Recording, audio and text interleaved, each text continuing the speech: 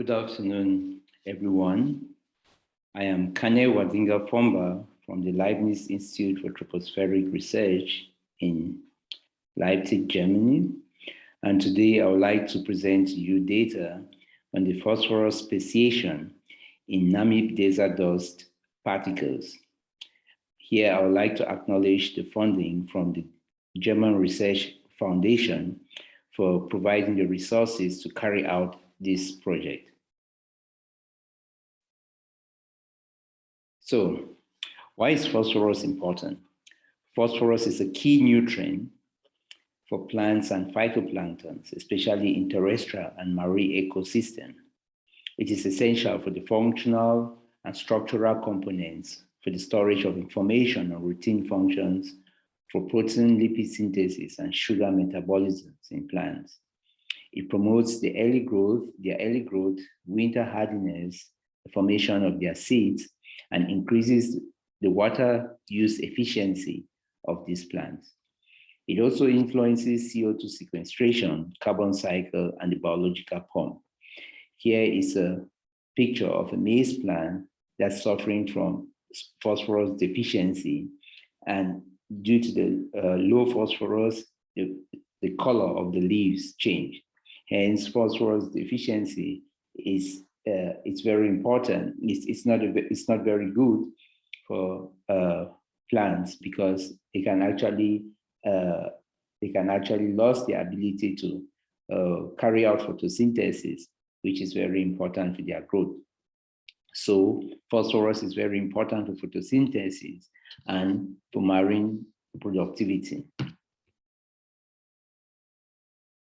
Phosphorus also has a very important role, not only for terrestrial, but also for marine planktons. Together with nitrogen, they are one of the main major nutrients for marine productivity. However, the optimum primary productivity requires a ratio between nitrogen and phosphorus of 16:1, according to Redfield. Hence, if there is a depletion of one of these major nutrients, they can be low productivity, especially what we observe in oligotrophic regions, whereby either there is a depletion of phosphorus or nitrogen in the marine waters. In coastal waters, these nutrients are being supplied through erosion or through rivers input into the ocean. However, in the open oceans, where the river inputs are limited, atmospheric deposition plays an important role for providing these nutrients to these organisms. The amount of nutrient is important, the total amount of nutrients. So the total phosphorus in this case is important, but even much more necessary is to know the soluble and bioavailable phosphorus that is readily available for the planktons to carry out their metabolism. Most often, orthophosphates have been referred to as the most bioavailable forms of phosphorus, which are typically sourced from mineral dust. However, there have been studies that have shown that different phosphorus species or forms have different solubility, and at times atmospheric processing can even play a significant role. However, acidification of the particle surfaces is not yet well investigated, and hence the role of atmospheric processing on phosphor solubility is not yet well known. According to Wadinga, there is not enough data to assert some of these hypotheses. As we see from the review of the data availability, there is a lot of data scarcity in the Southern African region. Most often the data available are from ship cruises in the Atlantic, and very few ground-based measurements are available wherewith we can actually perform long-term assessments of the variability mechanisms of transport and sources of phosphorus in the regions of the Atlantic south of the equator. Hence, we had moved forward to investigate the phosphorus speciation in mineral dust and marine aerosol particles within the DFG-funded FOSMA project, where we wanted to quantify the phosphorus and its seasonal trends in the region close to the southern eastern tropical Atlantic, identify its forms, sources, and deposition fluxes, and also elucidate on the role of atmospheric processing on the solubility of phosphorus made available in the southern eastern tropical Atlantic. So we had moved to the middle of the Namib Desert to the Copperbelt Research Institute, which is an ecological research center in the middle of the Namib Desert, where we collected aerosol particles using high volume digital sampler on quartz filters.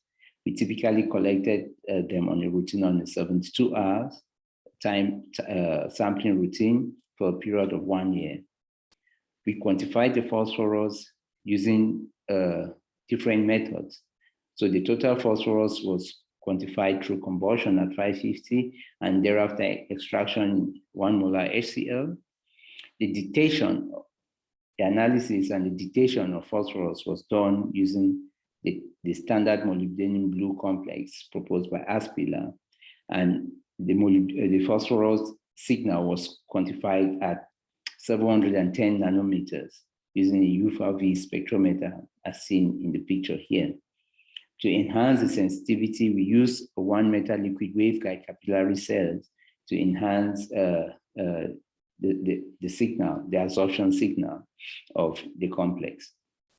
For the total inorganic phosphorus, we extracted the filters in 1 molar HCl without combustion, and for the soluble phosphorus, we extracted it in DI water and filtered through a 0.45 syringe filter.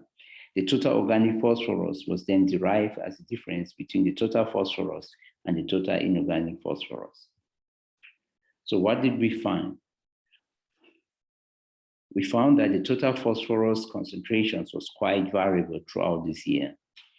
We had frequent peaks in the phosphorus concentrations that were related to changing weather conditions in the location. The very high peaks were related to extreme weather conditions of mineral dust, and other peaks were related to periods of biomass burning.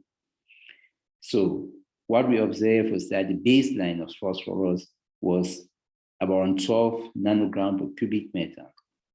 However, the concentration ranges were quite interesting. The range between 2 and 230 nanograms per cubic meter, which is quite interesting for phosphorus, especially in this region. The average yearly mean was around 50.6 nanogram per cubic meter. And if we compare it to data published in the Atlantic for Saharan dust, it is about factor 10 higher than the data available during some ship cruises in the Atlantic. The seasonal trend showed high concentrations for January, February, March, and very low concentrations for May and June. Despite this low concentration, we also observed periods of high phosphorus concentrations relating to biomass burning episodes or enhanced strong winds leading to a resuspension of mineral dust from the desert. The time series of the various phosphorus forms, especially the total inorganic phosphorus, total organic phosphorus, and the soluble phosphorus, shows strong temporal variation. The total inorganic phosphorus showed significant good correlation with the total phosphorus. Here, I show again the total phosphorus for comparison's sake. What we can see is that the peaks in the total inorganic phosphorus correspond to peaks in the total phosphorus. And this shows that the total inorganic phosphorus dominated the total phosphorus in this region. We can see also in the concentration range that about more than 80% of the total phosphorus was made of total inorganic phosphorus. But the organic phosphorus, the concentration range between 0.01, so 10 nanogram per cubic meter to about 70 nanogram per cubic meter. The range was similar to that of the soluble phosphorus.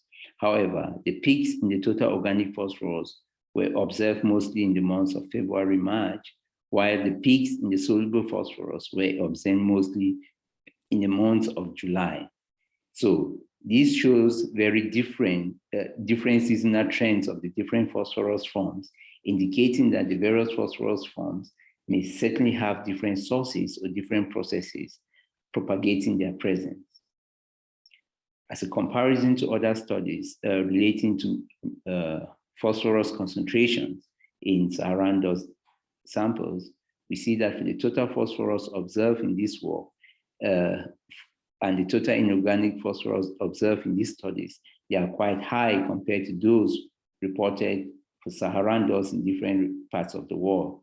For instance, in Miami, the average concentrations were reported to be about 11.8, in the Atlantic, 5.6, and in Cayman Island, 54.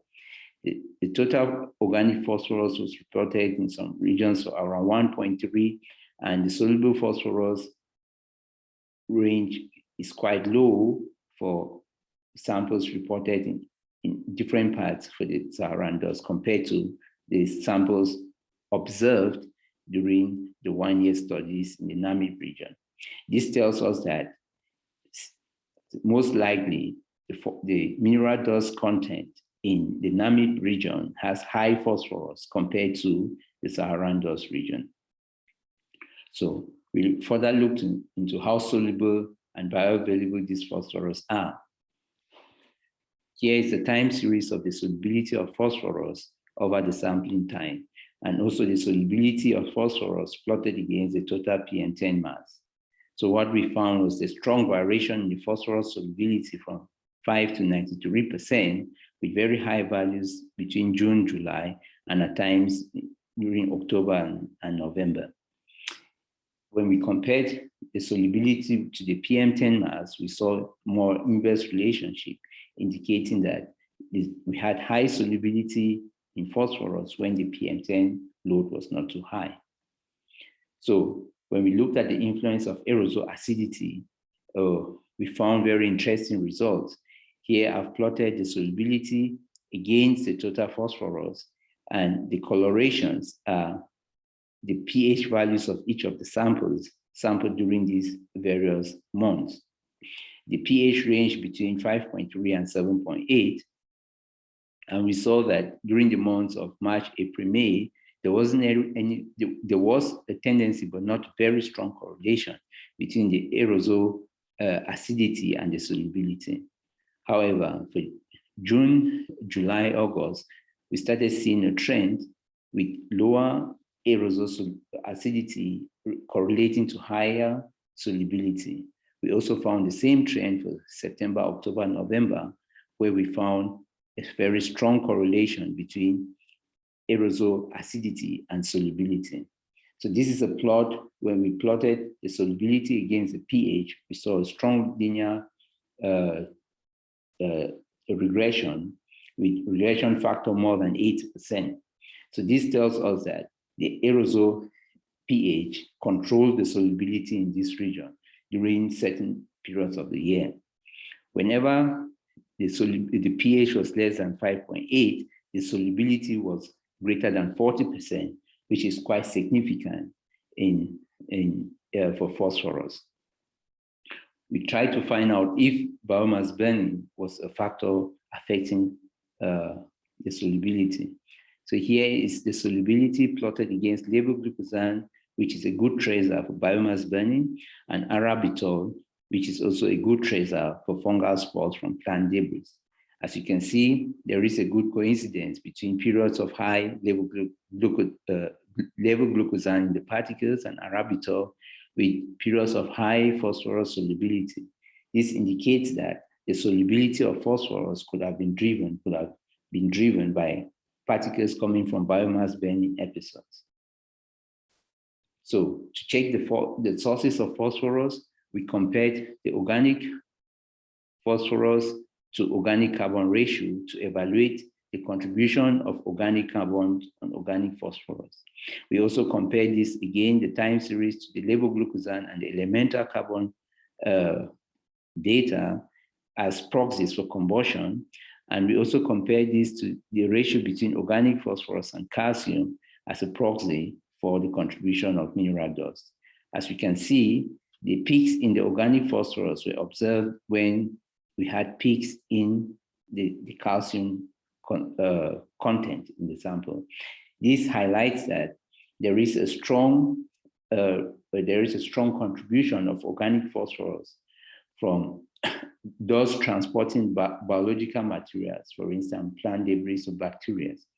But there was little organic phosphorus contribution coming from combustion activities relating to biomass burn. We looked into the relationship of the inorganic phosphorus, especially to apatite mineral. So we plotted the total inorganic phosphorus again, non-seesaw calcium and fluoride, and we saw very good linear regressions. This indicates that the total inorganic phosphorus in the particles were dominated by the apatite mineral, which is known to be abundant in this region. So finally, we determined the deposition fluxes of nitrogen and phosphorus. As I said before, these are two major nutrients that can control bioproductivity in the ocean. The deposition flux of phosphorus varied between 0.1 and 2.5 micromole per square meter per day. And this is quite significant if we compare it to those values reported so far for the Atlantic, which lies below 1, which lies far below 1. The nitrogen to phosphorus ratio ranges between 4 and 256, but the monthly average stays typically above 20, implying that atmospheric deposition of nitrogen or nitrogen-containing aerosol particles can contribute to the reduction of the limitation of nitrogen in these regions and enhances the deposits of phosphorus. So with this, I hope I've been able to show you the first long-term measurements of phosphorus speciation in dynamic aerosol particles, which is representative of the contribution of mineral dust to the southern eastern tropical Atlantic, and that the solubility of phosphorus in this region depends on the acidity and is also influenced by biomass burning. We show that the biomass burning and mineral dust contributed to the compositions of the organic and the inorganic phosphorus, and that atmospheric deposition of nitrogen and phosphorus is high, indicating that the atmospheric deposition of particles in this region contains high amount of these nutrients and can prevent nitrogen limitation in the southern eastern tropical Atlantic. With this, I would like to thank you for your attention and happy to take your questions.